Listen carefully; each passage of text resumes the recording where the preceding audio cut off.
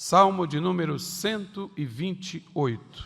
Louvado seja o nome do Senhor Jesus. Todos encontraram? Amém, amados? Então, todos juntos, já. Bem-aventurado aquele que teme ao Senhor e anda nos seus caminhos, pois comerás do trabalho das tuas mãos, feliz serás e te irá bem. A tua mulher será como a videira frutífera aos lados da tua casa, os teus filhos como plantas de oliveira à roda da tua mesa. Eis que assim será abençoado o homem que teme ao Senhor. O Senhor te abençoará desde Sião, e tu verás o bem de Jerusalém em todos os dias da tua vida, e verás os filhos de teus filhos e a paz sobre Israel. Amém? Graças a Deus. Meus amados, nós vamos à palavra de Deus nessa noite, e nós vamos já passar para o pastor Jairo Cailo, nesse momento, para ministrar a palavra do Senhor. Pastor Jairo. Querido povo de Deus, a paz do Senhor. Amém. Onde está o povo mais feliz da terra? Amém, graças a Deus. É uma alegria muito grande poder retornar a esta cidade, em especial a esta igreja, poder abraçar mais uma vez e receber o convite do pastor Sérgio Bernardes, esse honrado servo de Deus, a quem eu quero muito bem e gosto de ter a sua amizade. Recebi o convite através do pastor Marcos, que não é qualquer Marcos, é Marcos do Rei, né? Ele pertence ao Rei. Deus abençoe o pastor Marcos. Eu sei que quando vem um convite através do Senhor, vem com a aquiescência do presidente, e sei que os senhores pensam juntos, e eu me sinto honrado em ser mais uma vez lembrado para estar aqui cooperando convosco. Me sinto muito bem entre os irmãos e alegre quando estou aqui convosco. Alegria de ser recepcionado pelo nosso querido, não é brincadeira não é qualquer Fernando, é um Fernandão, né? Deus te abençoe, irmã Josi também, e mais uma vez poder retornar aqui inteiro, porque irmãos, eu não sei que castigo os pregadores merecem, que sempre tem que andar só, e a gente não anda só porque quer não, irmão, é porque a maioria das vezes não leva a esposa da gente, sabe? Aí a gente fica assim, só chupando o dedo, assim, dizendo quando será o dia que eu vou andar com minha esposa. Você sabe que por vezes a gente vai pregar em eventos e ocorre que os cantores têm assim um direito, não sei que eles têm esse direito, pastor, que às vezes exige, sabe? Eu vou com um assessor, e não sei o que, eu vou com não sei mais quem, vou com a esposa. Eu queria sempre andar com minha esposa, é a melhor coisa que tem. Mas nem sempre é possível, porém quando é possível, eu acho muito bom. Ano passado eu estive aqui por essa época, acompanhado da irmã Socorro, agora de novo, e toda vez que quiser me trazer, trouxer a irmã Socorro, eu venho muito alegre.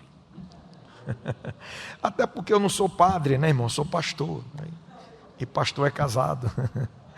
Amém? Muito bem, meus amados, nós temos aqui uma reunião nesta noite, que é direcionada a pais e filhos, e foi lido um texto sagrado muito importante, interessante, que precisa sempre ser refletido, e nós não iremos nos basear nele para falar a palavra, mas eu gostaria de fazer uma introdução rápida, baseada no Salmo 128, porque o Salmo 128, ele é um salmo que pertence ao grupo dos peregrinos, e como aquele grupo dos peregrinos, o grupo dos salmos chamado Cântico dos Peregrinos, Cânticos dos Romeiros, ou Cânticos de Degraus, ou Cântico Gradual, uma dessas frases está na sua Bíblia. Significa um grupo de salmos que eram cantados durante uma peregrinação ao templo, e era no templo que estava a arca, e era na arca que se acreditava estar a presença de Deus. Então, quando alguém queria estar na presença do Senhor para adorá-lo, ia para o templo por causa da arca. E na caminhada do templo para o templo, se cantavam vários salmos, e um deles era o Salmo 128, que falava sobre a bem-aventurança de quem teme a Deus. Temendo a Deus, essa pessoa que teme a Deus, temer a Deus, irmãos, sabem que é conhecê-lo e reverenciá-lo através da obediência. Isso é temer a Deus. A obediência temor ao Senhor é uma obediência reverente. Então, essa pessoa que teme a Deus e que reverentemente lhe é obediente, ele tem princípios a serem praticados. Dentre eles está a sua vida material, do que corresponde a trabalho e finanças, e fidelidade a Deus. Preste bem atenção a isso. Aí diz assim, ele comerá do trabalho das suas mãos. Quer dizer, o seu trabalho terá resultado. Ele será feliz, ele estará satisfeito. E vai bem. Aí diz que a mulher casada com esse homem, ela é assim parecida com a minha mulher. Olha ela sorrindo. Por que eu estou dizendo isso? Eu estou aqui fazendo esse gracejo. Era só para provocar um sorriso nela e ela riu. Diz assim, ela é como uma videira frutífera. A videira é símbolo de alegria. E uma videira frutífera significa dizer que é uma árvore cuidada. Um homem que teme a Deus, ele cuida da sua mulher, a ponto dela ser radiante e produtiva.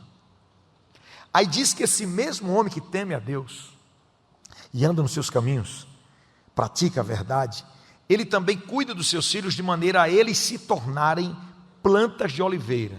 Isto é, reproduz nos filhos o seu caráter, porque a planta de oliveira, ela tem fios ao redor do tronco principal, que é o símbolo do pai, e portanto dos filhos, e eles têm uma identidade com o tronco principal.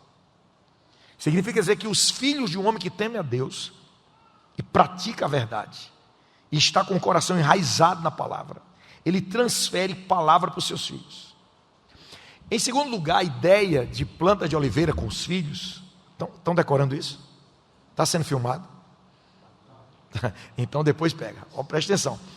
A segunda ideia de planta de oliveira é que a oliveira era o símbolo da produtividade econômica de Israel, porque era através da oliveira que se produzia o azeite, e o azeite era responsável pela iluminação dos ambientes. As lâmpadas eram a base de azeite.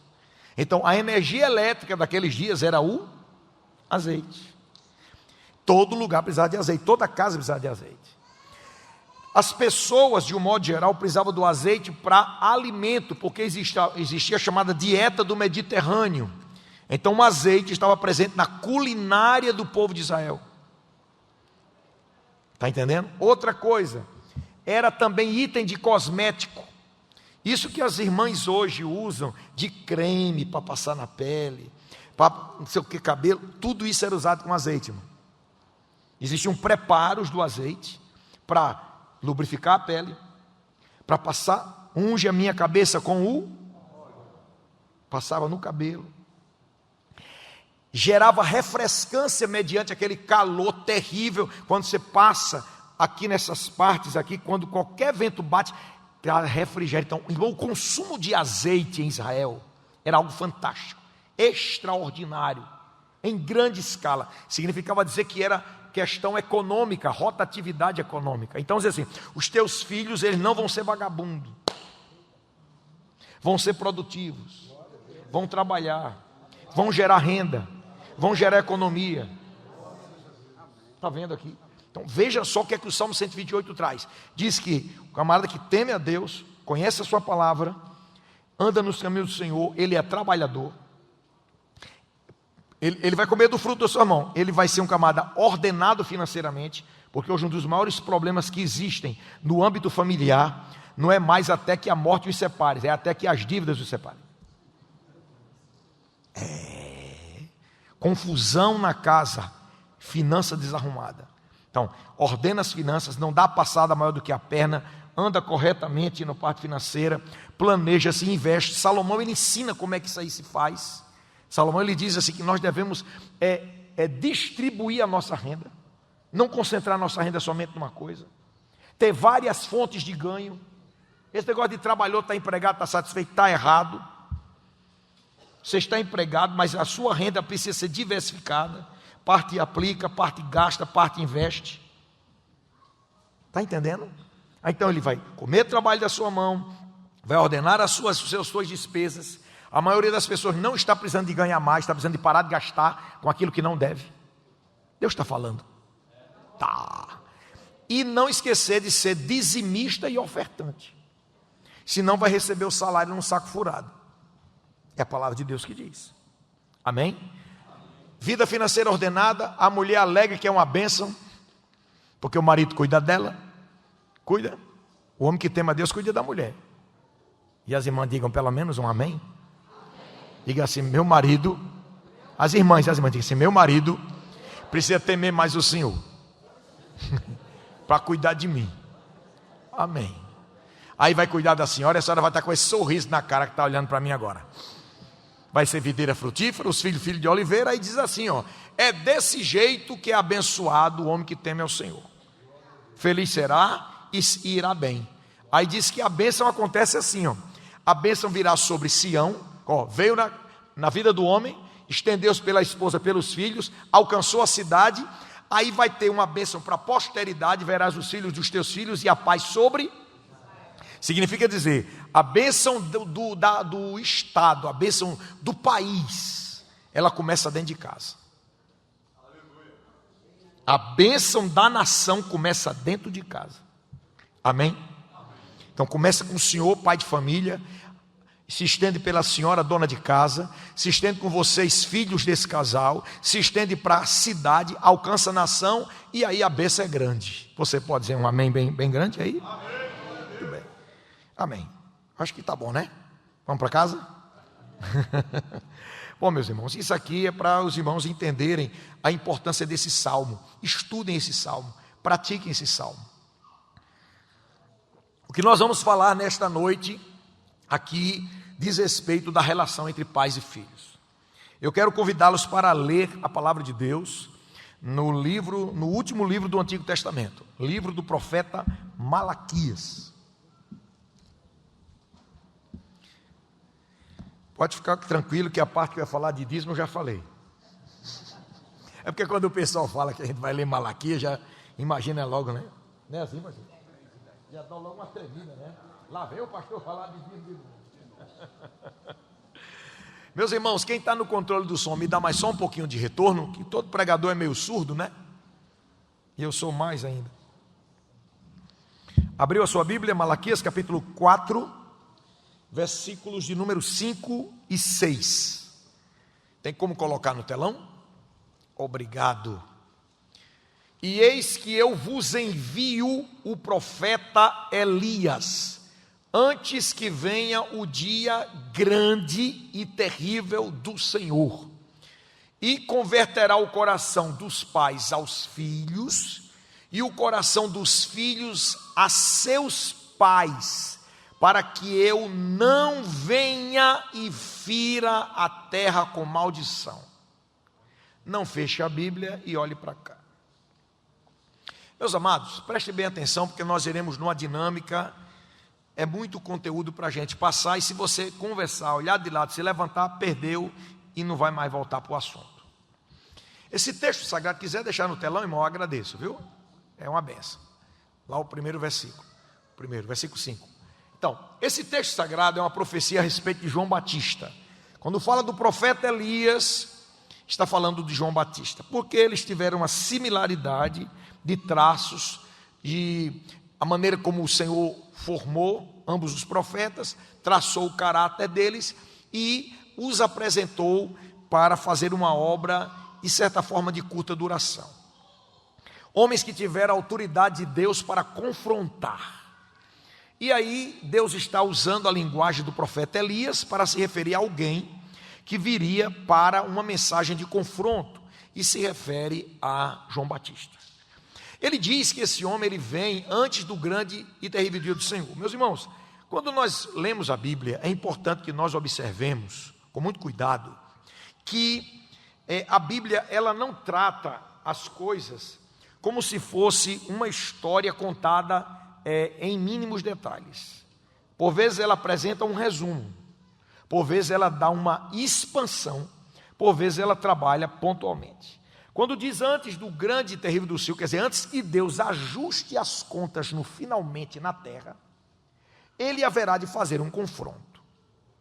Porque Deus, todas as vezes que ele vai fazer algo para trazer um benefício, antes ele faz um confronto. Se lembra da profecia a respeito do derramamento do Espírito? Diz assim, há de ser que depois, diga a palavra depois. O derramamento do Espírito, ele ocorre depois de um confronto. Não existe um abençoar de Deus na vida de um povo que não tenha se consertado. Eu fico às vezes desanimado com um monte de gente que ocupa o púlpito para distribuir promessa, bênção, animar o povo. Ei, pai, porque Deus vai fazer assim na sua vida. E nem explica que o camarada tem que ordenar a sua casa, ordenar a sua vida, tomar vergonha na cara às vezes. É para poder tomar jeito e ser participante do que Deus tem para ele. Aí esquece de falar que tem que se ordenar. E Deus sempre fala sobre ordenar as coisas para poder dar certo. Então ele está dizendo que João Batista viria para um momento de confronto, para depois ter um acerto, e esse acerto era através de Jesus, e depois o ajuste de contas. Olha, irmãos, nós estamos no alcance de Deus através de Jesus para não sermos levados em conta no momento de Deus julgar as nações. Nós recebemos, aquela geração recebeu o confronto de João Batista, se encontrou com Jesus para se converter. E nós, aconteceu a mesma coisa conosco. A palavra foi pregada para nós, para que nós mudássemos de vida e nós entrássemos no circuito da vontade de Deus e não entrássemos em juízo como o mundo vai entrar. Amém? Agora observe bem uma coisa. Deus tem interesse, veja o próximo versículo, por favor, versículo 6. Versículo 6 no telão. Deus tem interesse que a palavra dele traga um quebrantamento no âmbito de relacionamento doméstico. Deus tem interesse. Deus não aprova contenda. Deus não aprova disputa. Deus não aprova rebeldia. Deus não aprova rebelião. Olha, no meio do ministério que tem rebelião, Deus não aprova. No meio de obreiros que estão fazendo boicote, motim, boicotando, Deus não aprova. Deus não aprova. E no âmbito familiar é que ele não aprova mesmo. Não aprova. Aí ele está mostrando que um dos propósitos da vinda de Jesus é gerar um quebrantamento no relacionamento doméstico, porque o projeto chamado família é um projeto de Deus. Olhe para o seu pai, para a sua esposa, para o seu marido, minha irmã, olhe para vocês, entendam, olhe para a cara do outro e assim, entendam, nós somos um projeto de Deus. Vocês têm problemas domésticos? Tem, mas vocês são um projeto de Deus. Os problemas que estão acontecendo aí é por falta de observância aos princípios de Deus. Mas vocês fazem parte de um projeto de Deus. Então para de lutar para dar errado. Pastor, como é que eu faço para a gente poder se acertar dentro de casa? É isso que a gente vai falar hoje aqui. Tá bom? Eu preciso dizer para os irmãos que Deus tem um projeto de bênção na sua casa, na sua família, entre pai e filho, mãe, filha e vice-versa, marido, mulher, entre todos vocês. Agora, para que isso aconteça, é necessário que seja gerado um quebrantamento, uma vontade de se dar bem. Tem que parar com tudo que acontece ser motivo de discussão, tudo que acontece é um motivo de briga. Um negócio que não é do seu agrado, você já dá um pipoco desse tamanho. E por quê? Calma, rapaz. Quando a gente erra, a gente não erra querendo errar, não. A gente erra tentando acertar. Então, mas se há quebrantamento, haverá compreensão. Bom, eu quero contar para vocês que a tarefa de sermos pais, no caso pai e mãe, é uma tarefa sublime.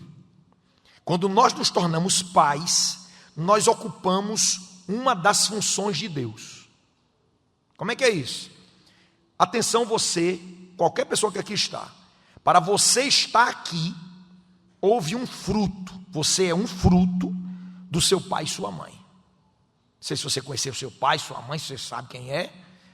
Porque às vezes a pessoa é adotada, não sei o quê, foi criada por... Não. Mas você tem um pai e tem uma mãe. Se ele foi gente boa com você ou não, não sei, mas você tem um pai e uma mãe. E esse pai e essa mãe, eles tiveram uma conjunção carnal. Quando uma semente caiu numa terra, um espermatozoide gerou um óvulo.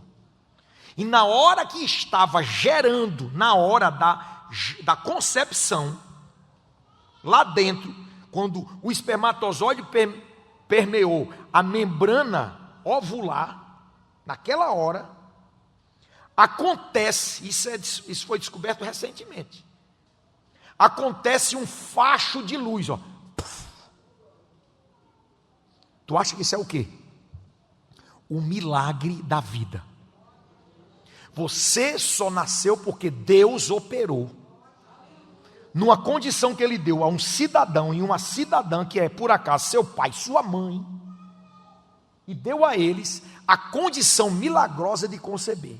Pastor, e na hora do estupro acontece a mesma coisa? A mesma coisa. Porque Deus deu esse poder ao organismo humano. E na hora que isso acontece um facho de luz. Aquilo ali é a hora que Deus entrega ao corpo o espírito. A vida surge ali. Pá. Aí tem gente que acha que se conta de um estupro, ele tem direito de matar. Não, você vai matar o quê? Mas foi um estupro. Vai tratar a pessoa estuprada. Agora, quem agora está nascendo não tem culpa de nada. Vai cometer outro crime se matar. Está entendendo, né? Aí o que acontece? Deus deu a seu pai o milagre para conceber a você.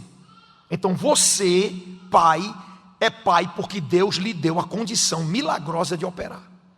Você, filho, é fruto dessa condição milagrosa. Então levante a sua mão para o céu e diga assim: Deus, fala com força, diga: Deus, eu te agradeço, porque eu estou aqui como fruto de um milagre. Pode olhar para o seu pai, para a sua mãe e dizer assim: obrigado por ter sido instrumento do milagre.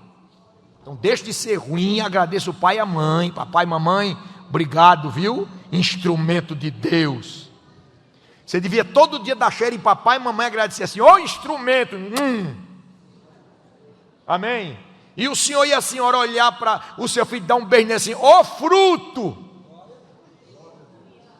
ô resultado milagroso. Tem gente todo dia pagando caro para ver se acontece um nascimento, se gera alguma coisa, não dá em nada.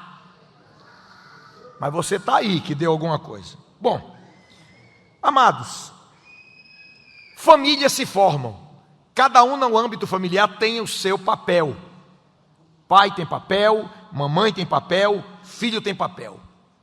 Nós estamos vivendo uma época em que os pais estão deixando de ser pai, porque os pais são lideranças servis. Escute, pais são liderança servis. O que é isso? Lideram com o objetivo de servir melhor. Os pais vão entender o que eu vou falar agora. Desde o momento que você tem uma esposa grávida, nunca mais vive para você mesmo, é ou não é? Começa a pensar. Tudo que pensa em função do bruguelo que vem. Do bruguelinho ou da bruguelinha. Começa a pensar em casa, a casa para ele, enxoval para eles, o quarto para eles, tudo para eles. A roupa da mãe muda por causa deles, os costumes do horário dos pais por causa deles. Então, não é que eles são escravos dele, mas que querem, pelo seu amor, servir. São lideranças, decidem tudo em função do serviço àquele que vem. Mas não podem confundir em que esses que vêm a quem nós servimos, esses que vêm não podem se tornar os líderes da casa. Os líderes continuam sendo os senhores. E você, filhinho, coloca a coisa na sua cabeça: você não manda em nada. Que é isso, pastor? Eu estava começando a gostar do senhor. Não mande em nada. Quando você quiser mandar alguma coisa, se case, se torne provedor, faça uma nova aliança, crie coragem de se casar e entre para o clube da sacola, que é para fazer feira. Entendeu? Mas não. Eu vi essa semana uma mulher falando que ela pertence a uma geração que não sabe o que é comer peito de frango. Aí eu disse, espera aí que eu quero ouvir essa história. Aí disse, como é que é assim? Disse, quando eu era criança, menino não comia peito de frango, que era comida do adulto, a gente comia as partes miúdas da galinha. E o peito de frango era para os adultos. Para gente grande. Isso não é comida para menino, não, que é para os adultos. Os meninos como que deu aí. A asinha, o pescoço. Essa época era assim. Os pais tinham a refeição principal, os filhos eram cuidados, mas o peito de frango era para os adultos, ela dizia. Aí quando eu era pequena, não comi, a mulher dizendo, não comia peito de frango. Depois que eu fiquei grande, a geração mudou, e agora peito de frango é só para menino. A gente fica com o pescoço, a asa e o ciscador lá, o pé. Aí coitado, ele disse que não sabe o que é comer peito de frango, agora não quer mais também. Porque quando era pequena não comia, que era de adulto. Depois que ficou grande, agora é coisa de criança. Com essa história a gente começa a entender que nós estamos vendo uma geração quando os pais deixaram de sentar na sua cadeira e deram essa cadeira para os filhos. E consulta os filhos o que deve fazer. Seus filhos não sabem de nada. Eles não têm vivência nem experiência, eles têm um bocado de informação que ainda não se tornou conhecimento e, portanto, não pode determinar e nem dirigir a sua casa. Ouviu, pai? Arrumei uma briga, não foi? Eu nem me importo. Quando eu saio daqui, eu saio pela lateral e correndo, ninguém me pega. Mas deixa eu te dizer uma coisa. Aí, o que é que acontece? Vivemos uma geração que o povo não sabe mais quem governa a casa. É pai falando frouxo, é mãe falando fino, porque os meninos chegam dando ordem e acabou-se. Tudo porque não conhece o papel do pai e da mãe, segundo a palavra de Deus. Segundo a Bíblia Sagrada, os pais precisam assimilar a palavra, escute, assimilar a palavra e transmitir a palavra aos filhos. Bem-aventurado o homem que teme ao Senhor. O que é que ele faz? Ele teme, se ele teme, ele obedece. Ele obedece é porque conhece, conhece é porque conheceu a palavra. Então ele se enche da palavra e ele transmite, porque ninguém ensina aquilo que não sabe. Ninguém entrega aquilo que não tem. Correto? Correto, irmão? Sim. Então os pais precisam conhecer a lei do Senhor. Aí lá em Deuteronômio, no capítulo 4 e também no capítulo 6, diz que a gente tem que transmitir a palavra. E no capítulo 6 diz que tem que transmitir se sentando, se levantando e andando no caminho. E diz que essa palavra que ela deve ser transmitida, ela será inculcada na cabeça do filho. Eu queria pedir aqui uma ajuda, o senhor podia vir aqui? Pode chegar perto, tenha medo não. Vem. Chegue perto, chegue. Tenha medo não. Você sabe como é o nome disso que eu fiz com ele? Eu intimei, chamei para o íntimo. Os pais precisam intimar os filhos. Chamar para o íntimo. Chamando para o íntimo, eles vão conversar e transmitir a palavra. Aí a palavra vai ser inculcada. O que é inculcar? Botar na cuca. Entendeu? Aí como eu ando com ele, está lá o texto, vamos andar, bora andar. Eu vou nessa direção e ele está comigo, ele também vai. E quando eu mudo a direção, ele muda. Quando eu paro, ele para. E quando eu vou rápido, e quando eu dou a volta, ele volta. Quando eu vou lendo, ele vai lendo. E assim eu estou transmitindo quem eu sou para ele. Amém? Sim. Amém. Abençoe e guarde o protetor. Obrigado. Amém. Problema: pais que não conhecem a Deus. Nós temos uma responsabilidade na hora de criar os nossos filhos, como crentes, conhecer melhor a Deus. Conhecer como se trabalha cada área. Mas vivemos dois problemas. Número 1, pessoas que não conhecem a palavra. Número 2, pessoas que até conhecem, mas não têm coragem de confrontar os filhos com a palavra. Samuel conhecia Deus, sim ou não? Ele tentou transmitir, não teve filhos no ministério, mas ele foi um homem honrado, que transmitiu a palavra com seriedade, a ponto de ter discípulos. E Eli, ele conhecia Deus, sim ou não? Conhecia. Na hora de corrigir a Samuel, educar Samuel, deu certo? Deu. Samuel, Eli, ele educou bem a Samuel. Botou dentro do templo, educou, tratou, instruiu, ordenou, disciplinou. Samuel foi muito bem preparado. Mas na hora de fazer a mesma coisa com os filhos, ele não teve coragem. A Bíblia diz que os seus filhos se tornaram execráveis, quer dizer, pessoas dignas de ser expulsas, reprovados e até expulsos. Mas ele não tinha coragem de corrigir. E ai dos pais que não têm coragem de corrigir os filhos. A Bíblia diz: repreende ao teu filho quando errar. Salomão diz: repreende. E até castiga-o com a vara. E nem por isso colocarás a sua alma no inferno. Pelo contrário, vai livrar. Não, o bichinho tem que apanhar. Que é isso, pastor? Vai ter hora que vai ter que levar umas couro mesmo. É para usar a vara, não use a mão não. Porque se der com a mão, ele vai aderir a agressão à sua mão. Se der com a vara, ele adere à vara. Se não tiver uma vara, uma chinelinha dá certo. Pastor, o que é isso? É sério o senhor está falando? Isso é sério? Não é o que a Bíblia diz. Deus os corrige com vara. Tu é melhor do que Deus. Se falar, obedecer bem. Se não, vai ter que levar uma varinha. Você está escandalizado com o pastor Jairo. Esse cabeça chata lá do Nordeste sabe de nada. Sei, irmão, é o que a Bíblia diz. É a palavra de Deus. Correção. Existem várias maneiras de usar a vara. Reprimir, subtrair algo, tirar, e até mesmo uma... Acorda aí, menino. Lá em casa não se perdeu nenhuma das que subiram. Só das que desceram aproveitou tudo. Até se perde, mas na descida aproveita tudo, glória a Deus.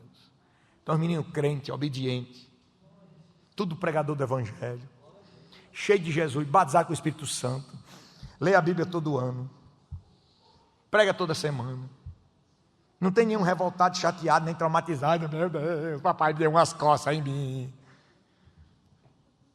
Meus sobrinhos, que eu tive a alegria de cuidar deles, agradecem a maneira, o acompanhamento, a seriedade.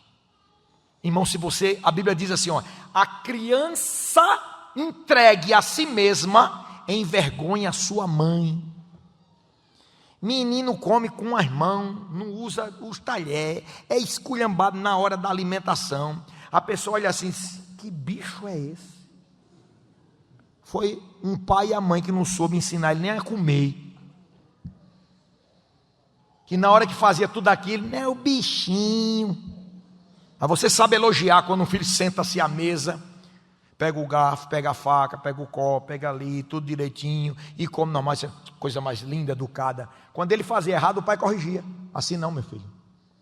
Eu quero fazer assim. Você vai fazer assim, viu? Porque papai quer assim. Eu não vou não. Então vai ficar, sai da mesa, vai sentar ali. Quando tiver fome, você volta para comer correto.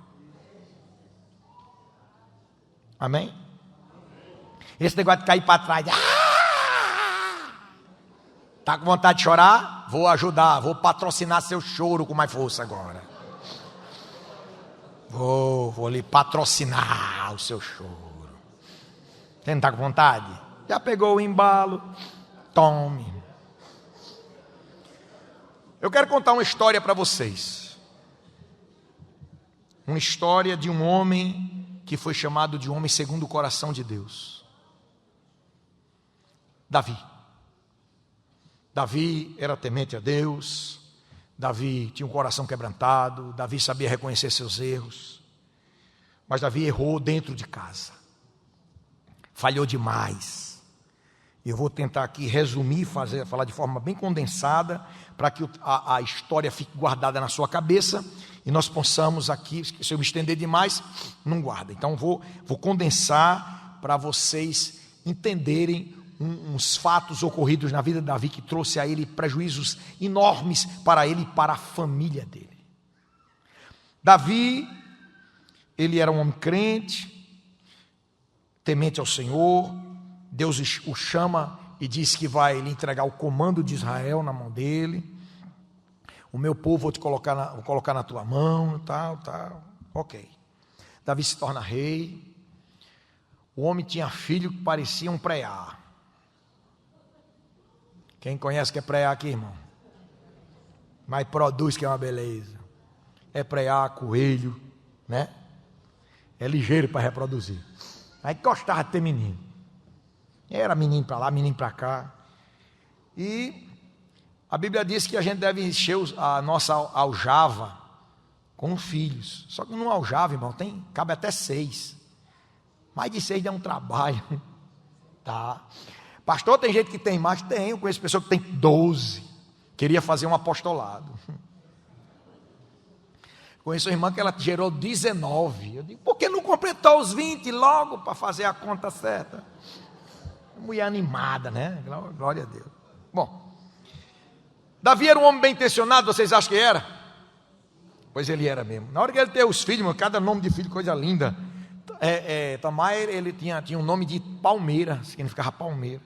Teve um que o nome era Adonias, quer dizer, que pertence a Adonai. Adonai é o Senhor.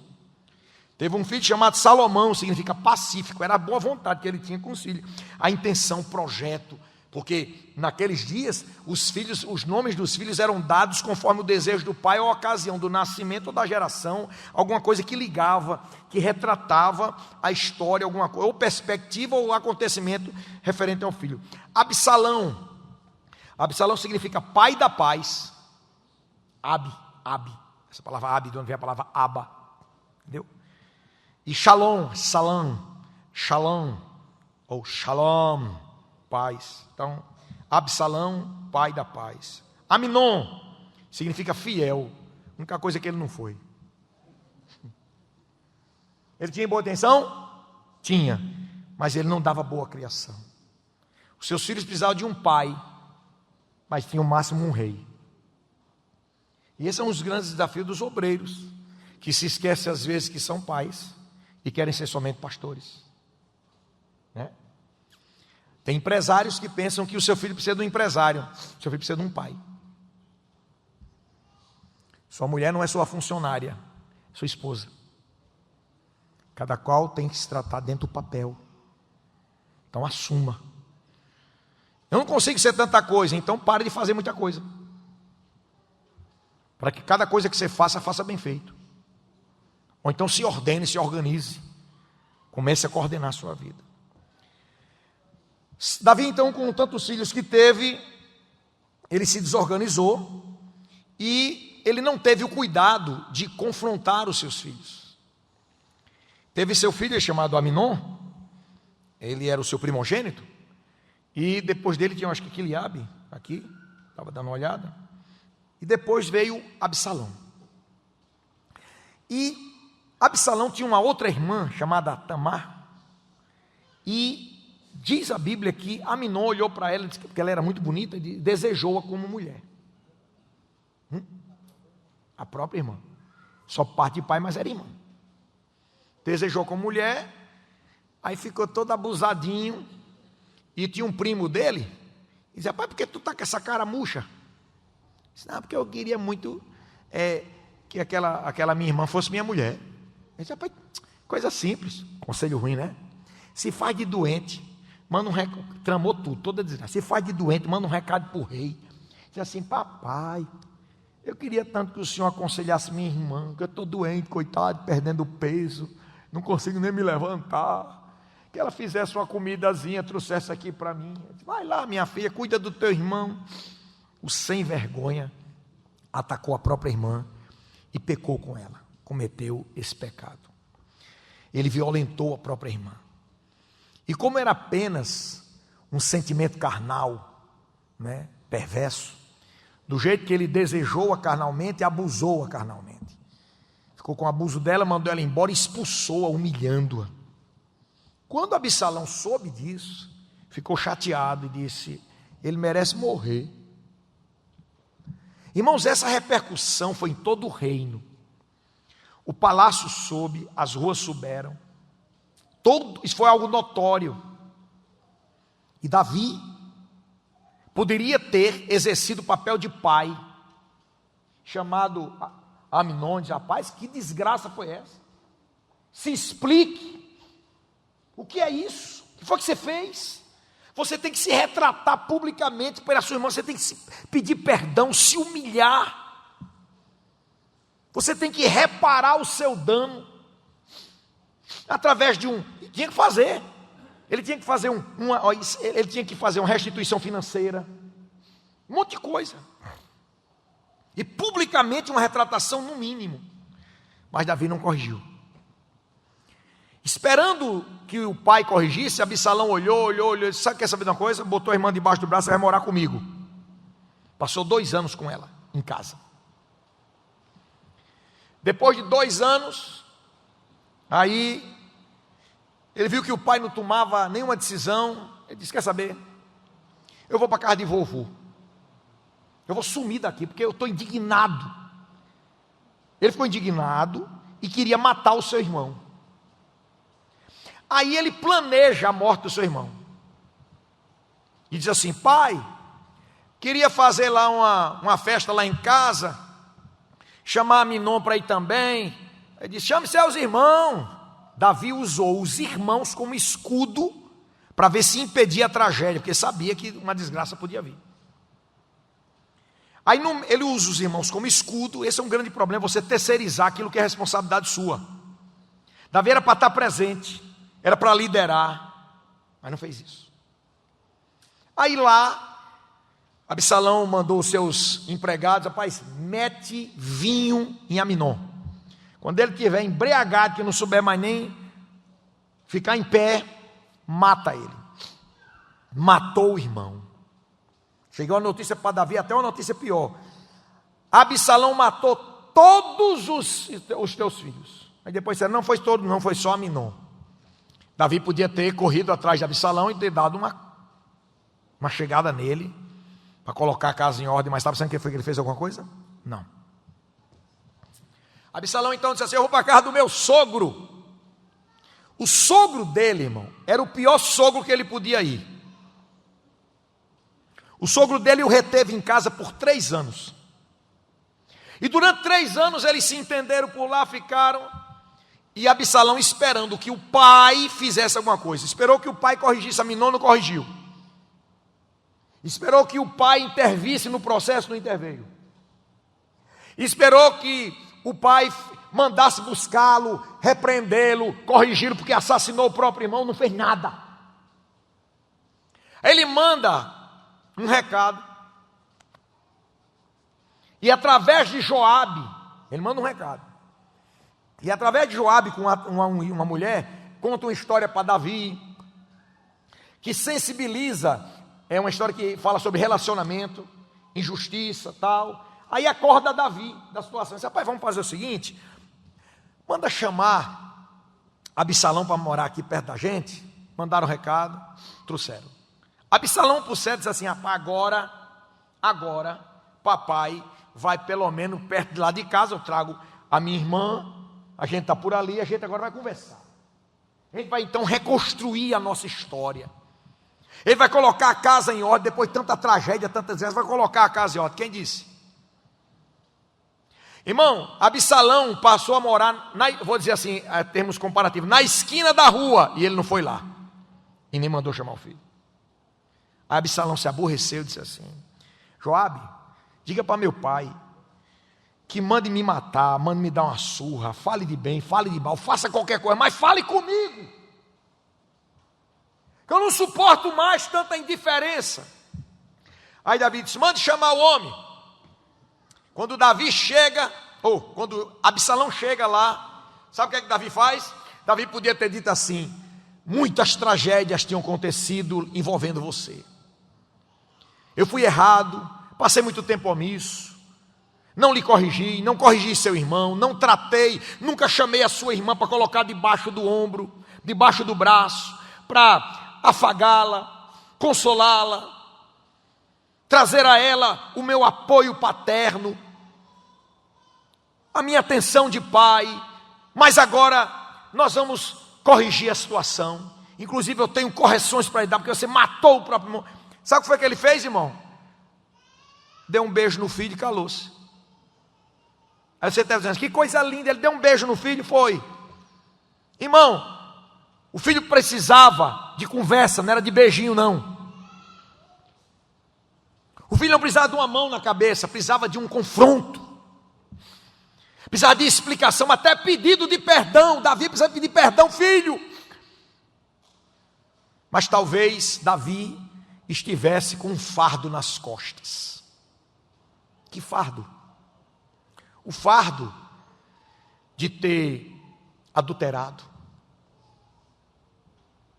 durante um tempo da sua vida e nunca ter a coragem de corrigir o filho que adulterou, que fornicou, porque ele tinha com medo de levar na cara.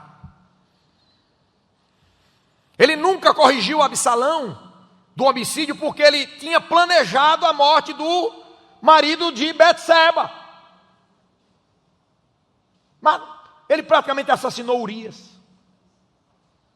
Talvez ele achasse, pastor, que não tinha autoridade para tratar as questões. Mas deixa eu dizer uma coisa: um pecado não pode justificar a sua falta de posicionamento contra coisas erradas.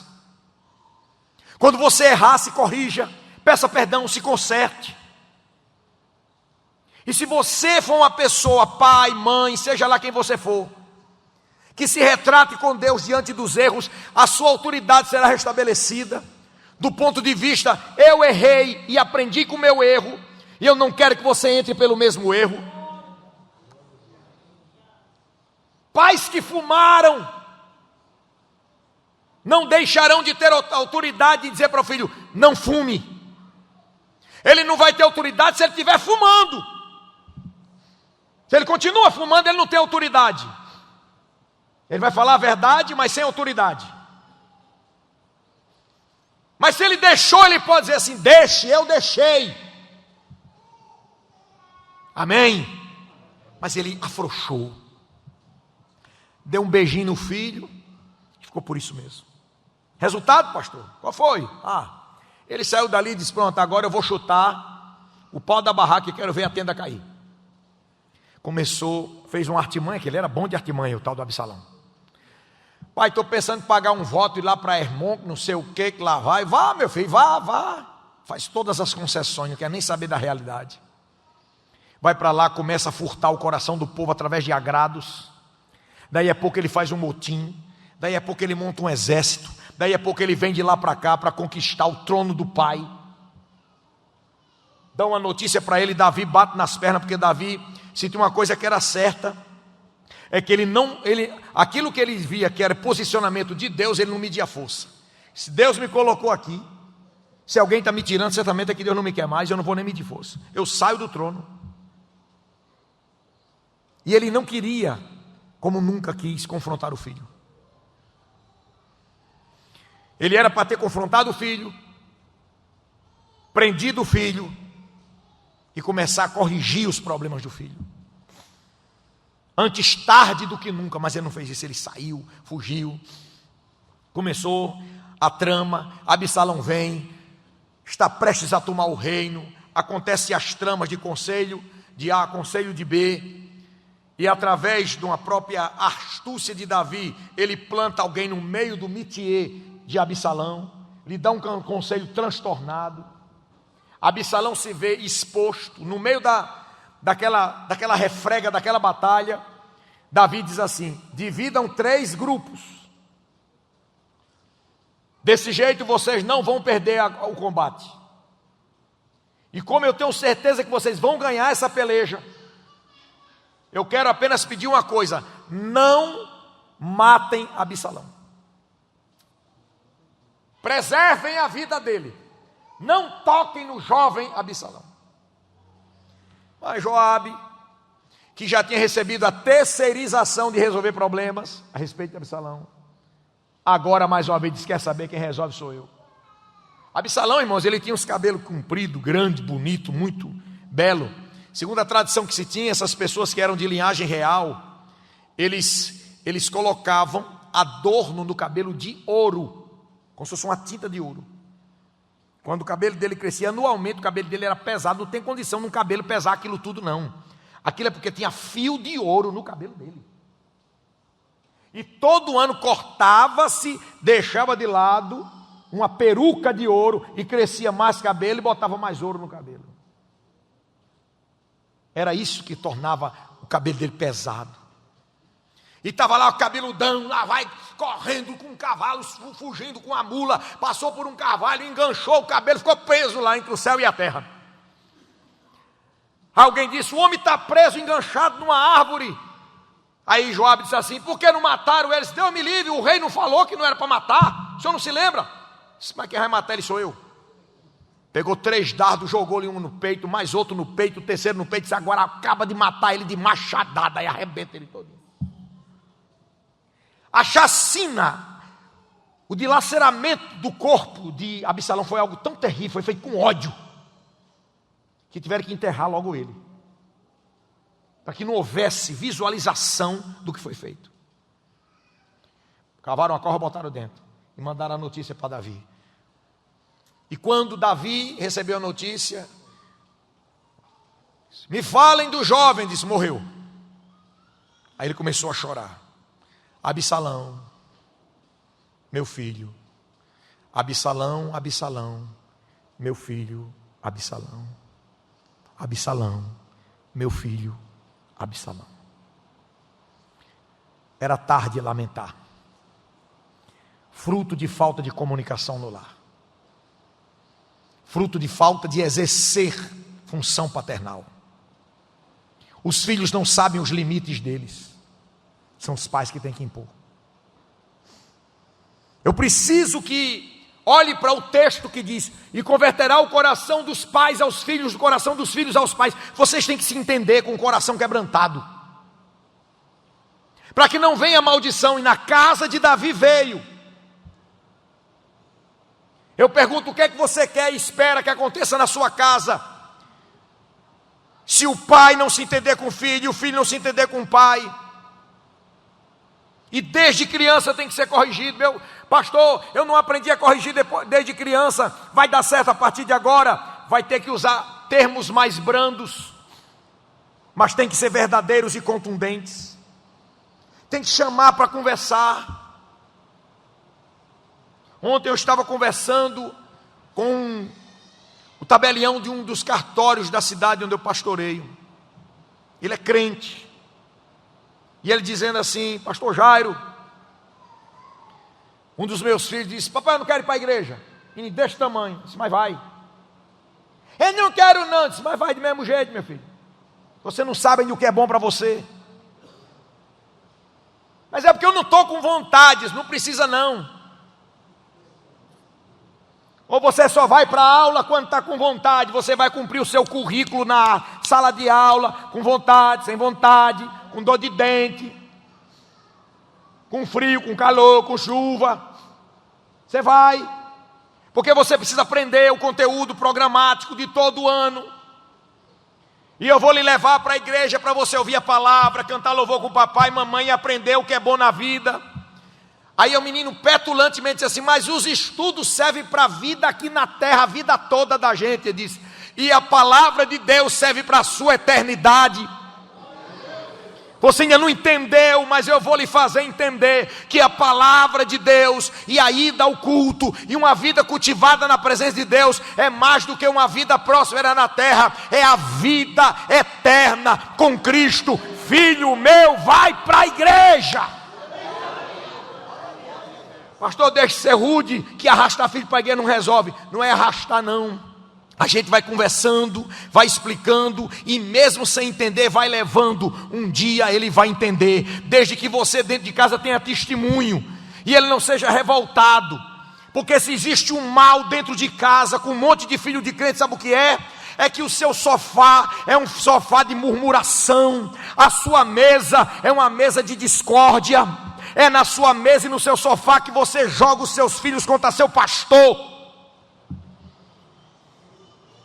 Quando a fofoca chega na sua casa e os seus filhos veem você falar contra a liderança da igreja, eles se criam com revolta. Depois você pode chegar no culto, dando a paz seu para todo mundo e chamando seu pastor de meu pastor, mas o seu filho sabe que você não considera seu pastor, como você quer que ele firme na casa de Deus.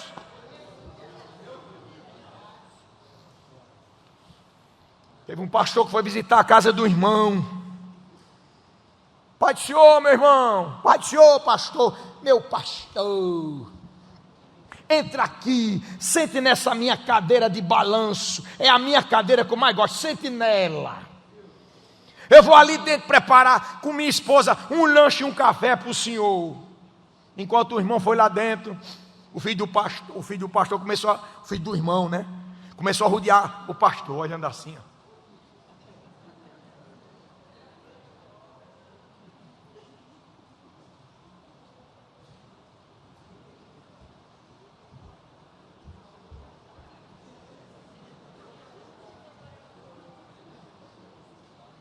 Aí o pastor disse: que é, menino, que tu está me arrodeando? É porque papai vive dizendo que o senhor tem duas caras, eu estou procurando a outra. Tu quer que teu filho preste? Seja verdadeiro, seja fiel, seja temente a Deus. Amém. Eu vou começar a terminar, irmãos. Aprenda com os erros de Davi. Eu quero dizer aqui para os irmãos algumas coisas importantes. Preste atenção no que eu vou dizer. Preste bem atenção no que eu vou dizer. A pós-modernidade impõe para nós 3 tendências perigosas. A pluralidade é uma diversidade muito grande. É ideia, conceito, tudo diverso. As pessoas não pensam mais de uma forma alinhada. É um tiroteio, uma tempestade de entendimento. Outro grande problema é a profundidade privativa do entendimento das pessoas. Cada qual é dono de uma verdade. Um relativismo. Tudo depende. Tudo depende. Não é assim também não. Cada qual é dono de uma verdade. É um aspecto da pós-modernidade. Ninguém mais aceita a palavra de Deus como ela é, cheia de questionamento. É um problema dessa época. Terceiro, a secularização. Tudo voltado para o homem. Deus de lado.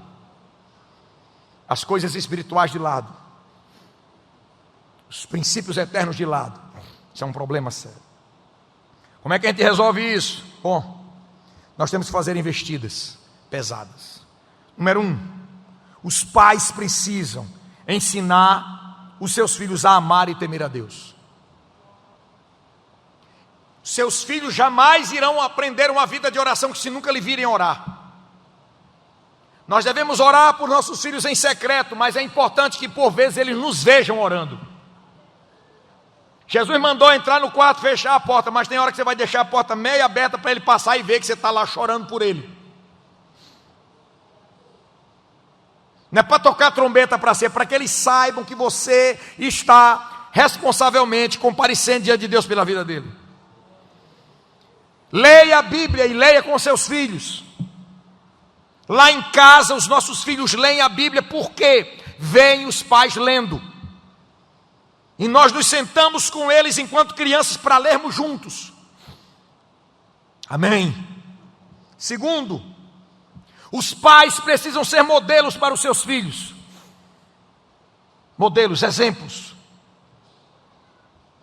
Nós precisamos ser modelos para os filhos. Tem que ser coerente. assim falai, assim procedei.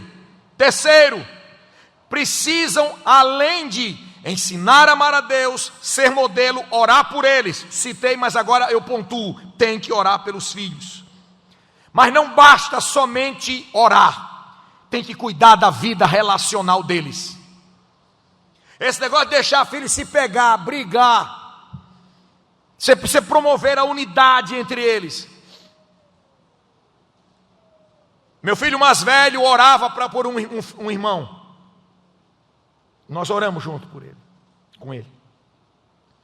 Quando o menino nasce, sabia que ele era a resposta da oração do próprio irmão. Mas tem pai que de forma absurda, imbecil, gera contenda entre os irmãos. É o menino nascendo e ele gerando birra entre os dois. Eita, pegou teu lugar, olha. O menino está achando que o outro é um concorrente. Está errado. São irmãos. Bom, eu quero terminar falando agora a todos os filhos. Honrem aos seus pais. Papai não é esse exemplo de pessoa que o senhor está dizendo, pastor, mas honre seu pai, ele é seu pai. Meu pai não é uma pessoa preparada como o senhor está dizendo aí, mas honre seu pai, ele é seu pai. A palavra de Deus mostra, honrar significa reverenciar, estimar, valorizar. Ele foi o instrumento que Deus usou para lhe colocar na terra, ele e sua mãe. Tem uma frase que toda mãe diz para a filha: um dia você vai aprender, viu, bichinha, quando você for mãe. Mas isso você nunca vai conseguir dizer para o seu filho. Um homem nunca saberá o que é ser mãe.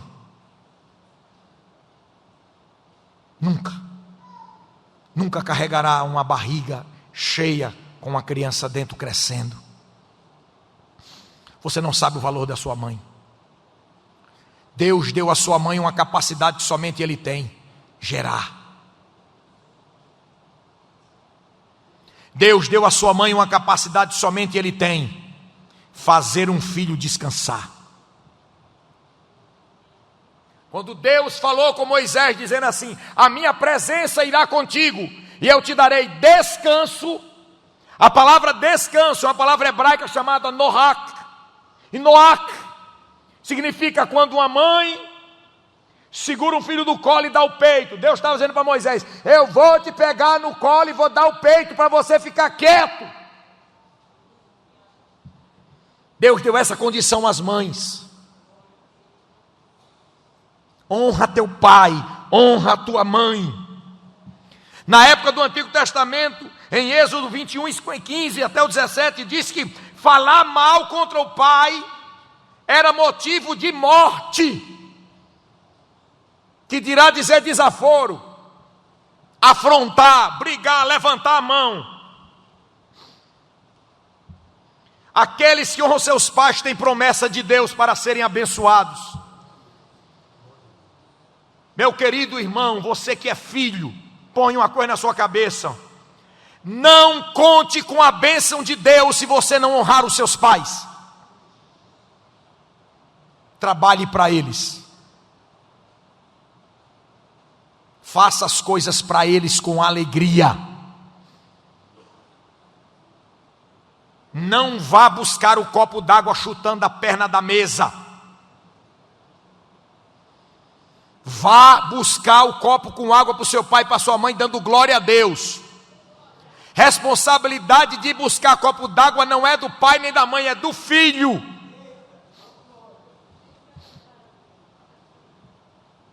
Salomão, o homem mais sábio que existiu em Jerusalém, encorajou os filhos a respeitarem os pais.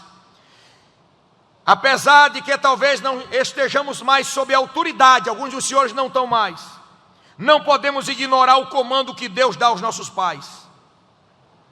Chegou a hora de nós todos entendermos que honrar traz consigo a ideia de dar a glória a alguém. Reconheça o valor do seu pai. Devemos, então, honrar os nossos pais, enquanto eles honram a Deus também. A única condição que você não vai respeitar e não vai obedecer a seu pai é quando ele se opor a Deus. É por uma questão de honra a Deus, aí você vai se sustentar.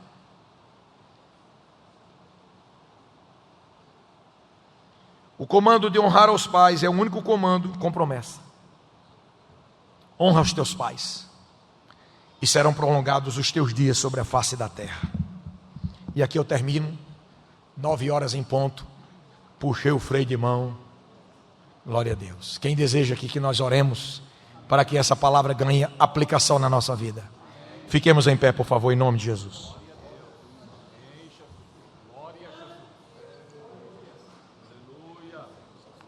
Só perdeu quem não veio. Pai amado e santo, em nome de Jesus, teu Filho, eu te agradeço por esta oportunidade de estarmos aqui em tua casa, Senhor, recebendo a tua palavra, a orientação das tuas escrituras. Quando os pais e os filhos aqui, Senhor, estiveram nesta noite para receber a tua palavra, que possamos, ó Deus, observando aquilo que foi falado, aplicarmos a tua palavra às nossas vidas, para termos uma melhor desenvoltura no relacionamento pai e filhos, para que tenhamos a tua bênção, Senhor, derramada sobre nossas famílias. Ó Deus, tira o rancor, a tristeza e os hábitos reprovados por ti do meio de cada família. Que os teus filhos, Senhor, aprendam a respeitar uns aos outros e honrar aos pais, e os pais ensinarem os filhos o teu caminho. Que os pais se sentem nas suas cadeiras que o Senhor os deu, e os filhos aprendam, Senhor, a obedecer a tua palavra. Que os teus servos, Senhor, aprendam contigo a terem comando de suas casas, educar os seus filhos e ajudarem a educarem também os seus netos. Pai amado, nós oramos no nome precioso de Jesus, e eu te agradeço. Quem diz amém? Amém. Por favor, tome o seu assento. Eu quero pedir ao pastor mais 1 minuto e meio a 2, só para explicar aqui o material, pastor, pode ser? Meus amados, por favor, olhe para cá, é bem rápido. Eu tenho aqui 3 obras minhas para apresentar aos irmãos. É provável que alguns irmãos aqui já tenham alguma delas, mas quem não tiver terá a oportunidade de adquiri-la. Eu escrevi um livro chamado Liderança Eficaz em Tempos Difíceis. Liderança é um assunto que se aplica primeiramente na nossa vida pessoal, na nossa vida familiar e em todas as áreas de nossa vida, quer seja financeira, doméstica, empresarial e no âmbito da igreja. Esse livro será de muita importância para a sua vida. Aqui eu falo sobre o que é ser líder, os tempos difíceis previstos por Paulo, as crises dos nossos dias e a atualidade dos conselhos de Jetro, liderança inútil e sobre liderança feminina. Este livro custa R$45. Há um livro chamado Jovens Fortes. Se o seu filho não tem com quem comprar, compre esse livro e dê a ele. Ele aprenderá a viver na presença de Deus, cumprindo o que a palavra de Deus propõe para o jovem. Ser fortalecido e viver uma vida com Deus através da palavra. Vale a pena conferir, custa R$35. Há um outro livro chamado Cuidado com Isso, Inveja Mata. Esse livro fala sobre o que é inveja, quando ela acontece, os males que ela produz e o que você pode fazer para evitá-la. Existem 5 situações em que mais a inveja aparece. E uma delas é quando o irmão lidera irmão. Está ouvindo? 5 situações eu trabalho aqui. Uma delas é quando irmão lidera irmão. A inveja aparece, chega a dizer assim: olha eu aqui. É uma tribulação. Custa R$35. Pastor, tem algum desconto? Tem desconto. 35 mais 35 dá quanto? Com mais 45 dá 115. Se você levar esses 3, você paga 100. Pode passar no cartão de crédito, débito, Pix e do jeito mais que você quiser. Eu só não aceito cartão do SUS. Tem um outro livro que não foi escrito por mim, mas é muito importante. Esse livro está fora desse pacote. É o livro escrito pelo pastor Francisco Varela, um homem de Deus, altissimamente preparado, médico há 50 anos, pastor há 50 anos, hoje está jubilado, e ele escreveu essa obra chamada Segredos para um Casamento com Sucesso. Você precisa ler esse livro. Esse livro fala do relacionamento conjugal na parte de intimidade, no relacionamento conjugal na parte financeira, no relacionamento conjugal entre filhos. Ele fala da saúde do casal. Gente, é um espetáculo esse livro, custa R$50. E estará ali à disposição dos irmãos na nossa mesa, para você ser abençoado e também abençoar outras pessoas. Que Deus abençoe seu povo no nome de Jesus, e a gente se vê, se aqui não se vê na terra, a gente vai se ver lá no céu. Amém. Graças a Deus. Meus amados irmãos, a paz do Senhor. Uma palavra vinda de Deus para nós, para a família, para a nossa casa, para o nosso bem, para o nosso crescimento, para que a bênção de Deus permaneçam sobre nós. Deus abençoe o pastor Jairo, a sua esposa, a irmã Socorro, sempre muito pronto em servir o convite aqui desta igreja. O ano passado o pastor esteve aqui conosco em julho. Também no final do ano nós tivemos a oportunidade de conhecer o filho, também aqui esteve em dezembro. Uma alegria poder ter sempre essa família próximo de nós. Deus abençoe o pastor, Deus abençoe a sua casa, Deus abençoe o seu ministério, Deus abençoe também o retorno dos nossos amados irmãos. Deus abençoe a cada irmão, a cada irmã, a cada família aqui presente nesta noite, nesse dia um pouco atípico aqui na nossa região, em virtude da chuva, essa temperatura amena, e também por não ser hoje um dia de culto oficial aqui, mas em virtude do feriado, nós achamos por bem de lançar esse desafio ao campo para as famílias estarem aqui na presença do Senhor. Deus abençoe a cada um dos meus amados irmãos presentes. Deus abençoe a equipe também organizadora. Deus abençoe também o pastor Marcos na frente da educação cristã. Que Deus abençoe a coordenação deste trabalho nesta noite.